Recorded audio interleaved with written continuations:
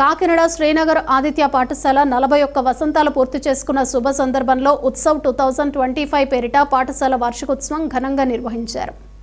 ఆదిత్య విద్యా సంస్థల వ్యవస్థాపక chairman Nallamilli Seshareddy, director Shrutireddy, principal T Ramesh, vice principal Vijaya Umapathi ఆధ్వర్యంలో జరిగిన ఈ వేడుకలకు Padala charitable trust foundation chairman Suryaprasad ముఖ్య అతిథిగా పాల్గొనగా ఆదిత్య పాఠశాలల పూర్వ విద్యార్థులు ఎస్ఐ కరుణ ప్రియాంక గౌరవ అతిథిగా విచ్చేసి జ్యోతి ప్రజ్వలన చేసి కార్యక్రమాన్ని ప్రారంభించారు. అనంతరం సభకు అధ్యక్షత వహించిన డైరెక్టర్ శృతిరెడ్డి మాట్లాడుతూ ఈ ఏడాది కాంపిటీషన్ ఎగ్జామ్స్లో అద్భుత విజయం సాధించిన విద్యార్థులకు శుభాకాంక్షలు తెలిపారు. పాఠశాల చైర్మన్ నల్లమిల్లి శేషారెడ్డి మాట్లాడుతూ 41 సంవత్సరాలుగా ఆదిత్య విద్యా ప్రస్థానంలో ఎన్నో విజయాలు సాధించిందని మరియు ఈ విద్యా సంవత్సరంలో నిర్వహించిన హ్యాండ్ రైటింగ్ మారథాన్ ద్వారా Aditya school India book of రికార్డ్స్లో స్థానం సంపాదించడం చాలా ప్రత్యేకమన్నారు. పాఠశాల ప్రిన్సిపల్ టి రమేష్ మాట్లాడుతూ ఈసారి ఉత్సవ్ 2025 వినూత్న రీతిలో ఏర్పాటు చేయడం జరిగిందన్నారు. Vice principal Vijaya Umapathi academic report ద్వారా వవి కాంపిటీషన్ ఒలింపియాడ్స్, అబాకస్ వేదిక మ్యాథ్స్ మరియు హ్యాండ్ రైటింగ్ ఒలింపియాడ్ నందు సాధించిన విజయాలను తెలియజేశారు. అనంతరం ముఖ్య అతిథి పడాల సూర్యప్రసాద్ మాట్లాడుతూ విద్యార్థులు పాఠశాల దశ నుండే ఒక లక్ష్యాన్ని నిర్దేశించుకొని ప్రణాళిక మరియు నిబద్ధత ఆయుధాలుగా చేసుకుని జీవితంలో అత్యున్నత స్థానాన్ని అందుకోవాలని మరియు సేవాభావాన్ని అలవర్చుకొని సమాజానికి వీలైనంత సహాయాన్ని అందించాలని కోరారు. గౌరవ అతిథి కరుణ ప్రియాంక మాట్లాడుతూ తన కళలను సాకారం చేసుకునేందుకు ఆదిత్య ఒక మంచి వేదిక అయిందన్నారు. విద్యార్థులు క్రమశిక్షణ కలిగి ఉండాలని సూచించారు. అనంతరం అతిథుల చేతుల మీదుగా విద్యార్థులకు బహుమతి ప్రదానం చేశారు. కార్యక్రమంలో భాగంగా విద్యార్థులు ప్రదర్శించిన సాంస్కృతిక కార్యక్రమాలు అందరినీ ఎంతగానో అలరించాయి. ఈ కార్యక్రమంలో సుమారు 2000 మంది తల్లిదండ్రులు పాల్గొన్నారు. జర్నీ స్టార్ట్ చేసుకుందండి. Starting with school with nominal students of 16 members start అయినప్పుడు, and it's a very small institute, but 41 years జర్నీలో we have face different challenges, different changes have been made. And ఈ మన ఆదిత్య స్కూల్స్కి వచ్చేటప్పటికి, అండ్ ఇది మన primary ఒక యాన్యువల్ డే కాబట్టి, so I'll try to restrict myself for all the primary parents have come here, and we definitely move on with a motto: child should have an holistic development. It is not the books, it is not the mugging up concept, and it is not only giving the content. So ala iste saripode, endukante mana NEP 2020 prakaram kuda, that is national education policy prakaram kuda, so students should have an holistic development.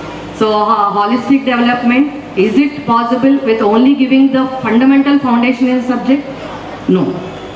So daniki aa fundamentals to part, and we have brought out, and it's a major change we have brought out before 3-4 years back by introducing phonics, introducing abacus, and having an handwriting along with this subjects. Teachers ఆదిత్యలో పనిచేస్తున్నటువంటి ఉపాధ్యాయ బృందానికి 84లో April 16న ఒక చిన్న షెడ్లో ప్రారంభించినటువంటి ఆదిత్య సంస్థ కేవలం 14 మెంబర్స్తో సాధించిన సంస్థ కోచింగ్ సెంటర్ ఈరోజు అది పెరిగి పెద్దదై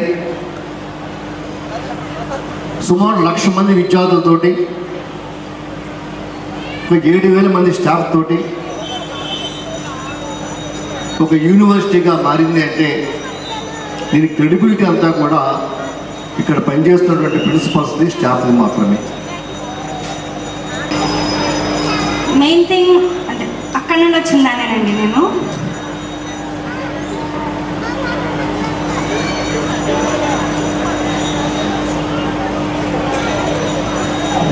అప్పుడు మా స్టేజ్ అదండి, ఒక 15-16 years బ్యాక్.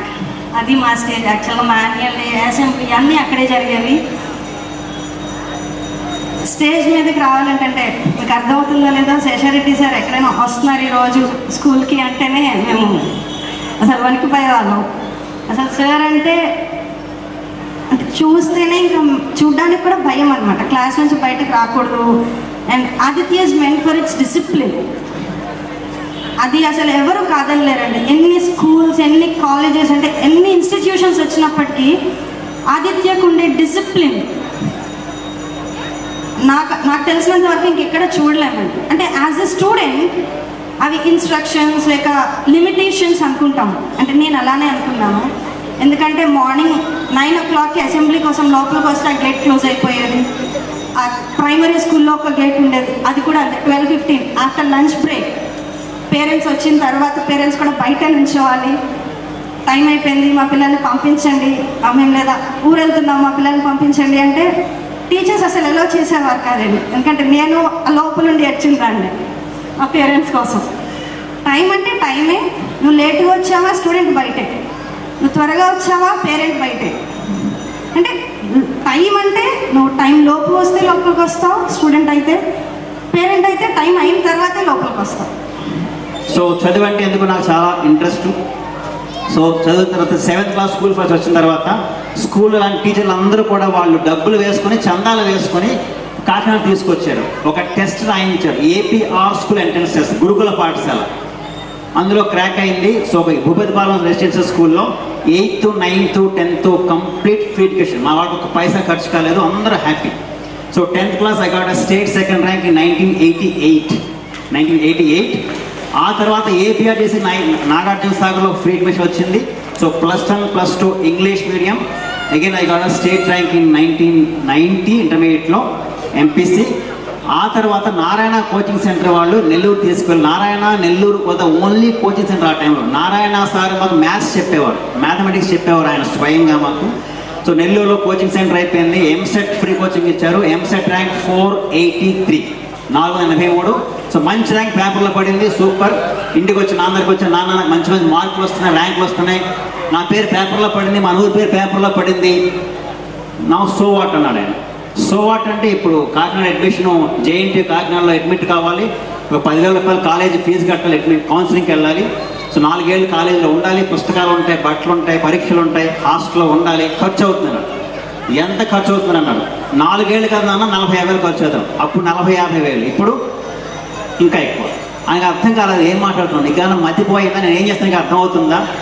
రోజుకు 2-3 సార్లు బట్టలు కొట్టుకుంటున్నాను కదా. మీ అమ్మ అక్కడ ఏం చేస్తుంది, కిరాణా సామాన్లు అమ్ముకుంటుంది కదా. సో నిన్ను మీ తమ్ముని చదివించడానికి ఎంత గగనం కదా. ఏదో మీ టీచర్ల దయ వల్ల గవర్నమెంట్ పుణ్యం అని చెప్పేసి ఎడ్యుకేషన్ అయిపోయింది ఇక్కడ దాకా. ఇక్కడ నుంచి మనకు స్తోమత లేదు. ఇంజనీరింగ్ మెడిసిన్ మన వల్ల కాదు.